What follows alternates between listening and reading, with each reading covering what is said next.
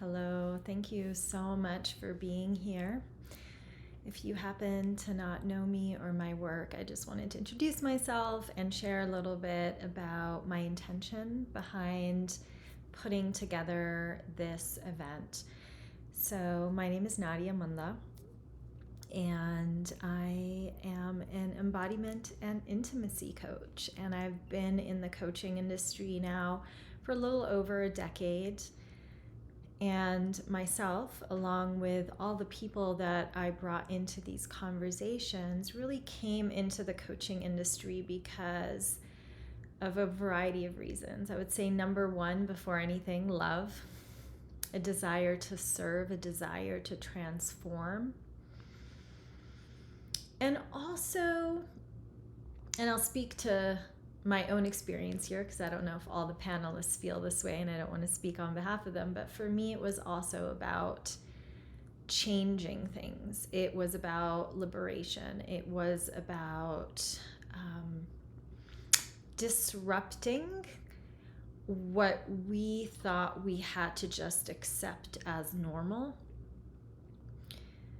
The very mainstream standard way of doing life, I was a no to. And so I really wanted to change that in my own life and then give permission for others, for my clients, to do the same, to find their own unique path that felt in the most integrity and alignment to them. And so I came in with that deep desire. At the same time, it was a career shift. I used to be in film producing, and I decided I wanted not just a coaching practice, but a coaching business. And again, similar to a lot of the panelists that you will see in this event and who will share their experiences with you, we made a career choice out of this, which means that we also had to essentially sustain our own livelihoods and possibly that of our family from this career choice. And so it can get really tricky, right? To be traversing that line where you are both here to serve, to help people connect more deeply to themselves, to the divine, while also being in business, while also trying to make money. And there's another layer that came into this whole thing, which is that when we entered the coaching industry a decade ago, it was in its infancy. It was very, very, very young. And there was and still isn't really any regulation, which in these panels, it comes up a few times, whether you're pro-regulation or not. And ultimately, it was a little bit of the wild, wild west. And so for a long time, we did a lot of trial and error in our own individual practices and as an industry. And then in the last couple of years, I started to lean back and notice that shit's getting a little crazy. There was my own personal views where I felt there was a level of inflation and investment to certain coaching packages that felt unnecessary, that felt truly inflated, padded. Of course, there is a time and a place and an audience for a high-ticket coaching program. So I'm not saying I'm against that. And again, these are all the juicy things that come up in these panels. And we're debating that. We're like exploring what is there a right pricing model? Is it just a right pricing model for me? Is there a way that we can truly be more sustainable? Is there a way that we truly can be more inclusive, more regenerative, more in alliance with Mother Nature? These are all questions that we are asking. And so a couple of years ago, I started to notice things getting a little funky, a little weird. And a lot of what I saw was two types of responses. One was people in the industry going like, fuck this, I'm out. And completely either leaving the industry, exiting, ejecting the industry completely, or they would, like, I saw a lot of this like shifting out of, I'm not a coach, I'm a mentor. I'm not a coach, I'm a teacher. I'm not a coach, I'm a facilitator. And so nearly like this distancing of themselves from the coaching industry. At the same time, I also saw a proliferation of hate accounts, cancel campaigns, a lot of like calling out a particular person or company and going, we need to all boycott this person's products. Or look at this person's contract, how crazy that they have this fine print in their contract. Or just a method of shaming and blaming that felt so completely misaligned to the ethos of love or doing better. And so for about a year now, I've been having so many conversations with friends, with colleagues, with sisters about these topics. And I thought, you know what? I want to make this accessible to our communities, to other coaches, to other colleagues, so that we can be in this exploration together. And we may not have all the answers just yet, because as we all know, in our individual journeys, we often are in the inquiry and we don't often just overnight get the answer. In fact, it's usually little by little, little by little.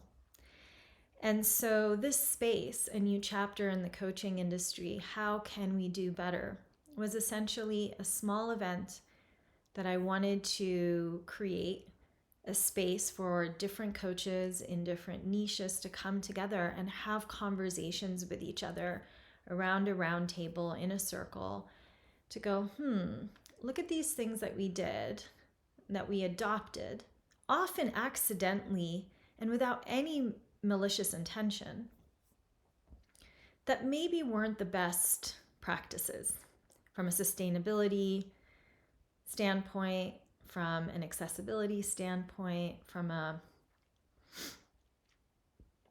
inclusivity standpoint, from a love and integrity standpoint. And so these panels are with these little niche topics, because there's so much. I mean, when I sat down, I was like, oh yeah, there's so many things to cover. And so I brought together different people to talk about social media and how the ethos of social media converged with the ethos of coaching, and where it was positive and where it bred certain values that maybe weren't exactly in service to our clients or to us. We get into pricing models and if it's actually okay for a business to claim, I am the Chanel of coaching programs, I am the H&M. I'm more of a scaling kind of person. I am more of I only work with 5 people a year kind of practice. We get into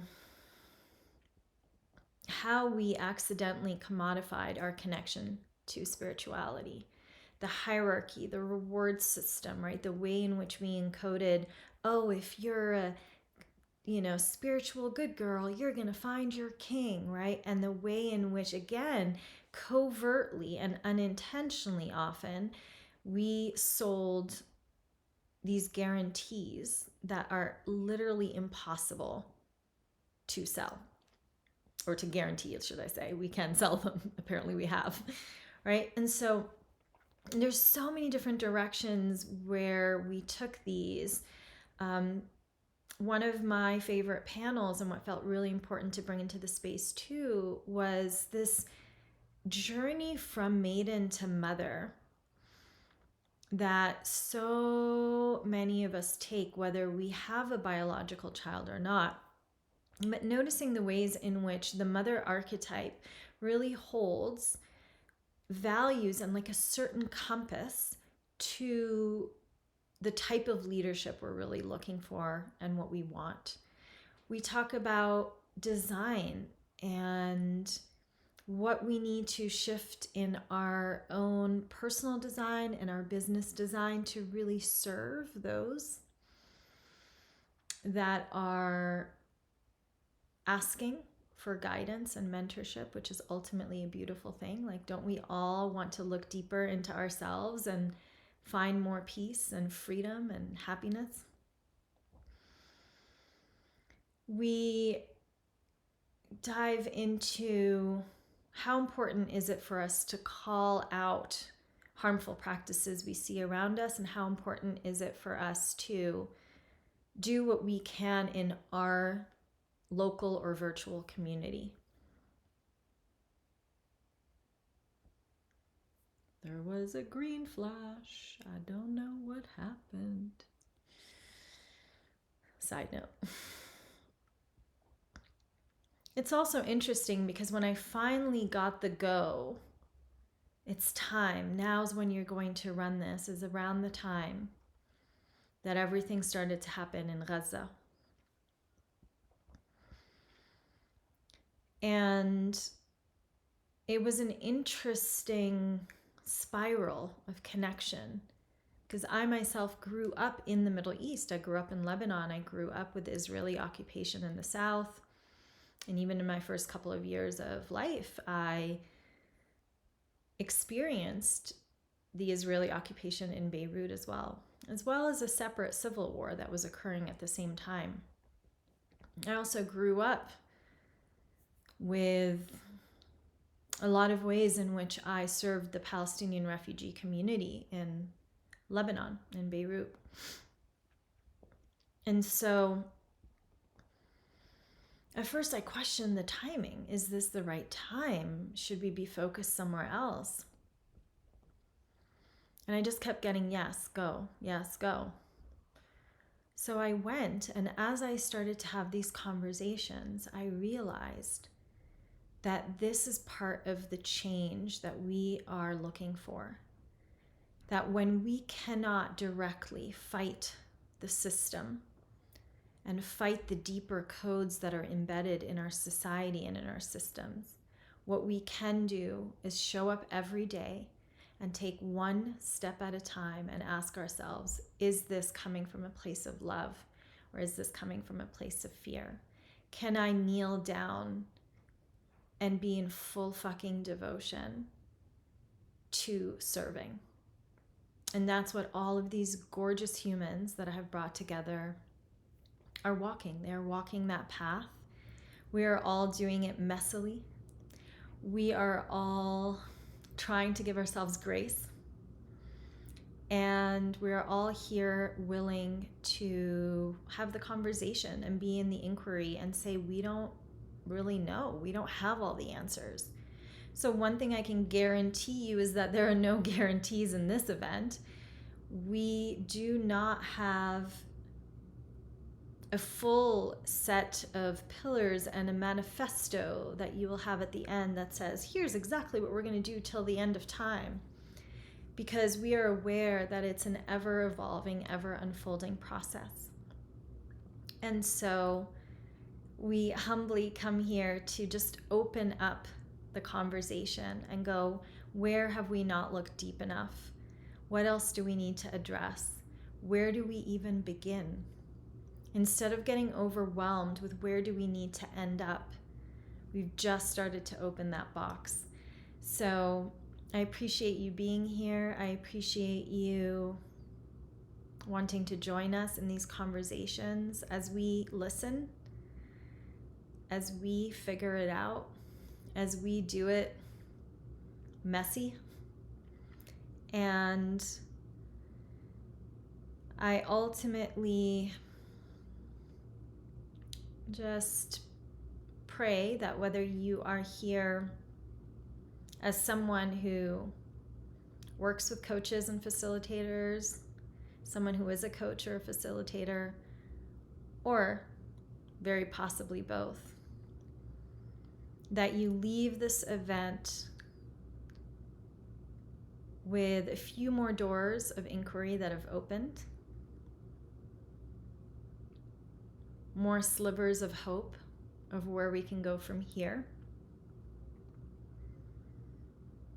and ultimately a remembrance that when we strip it all away and find that seed of love that exists inside all of us, that we can continue to slowly shift, step by step, moment by moment, breath by breath, the ethos, the culture, the ecosystem that we live in to be one of more sustainability, more sacredness, and more love. Thank you and enjoy the event.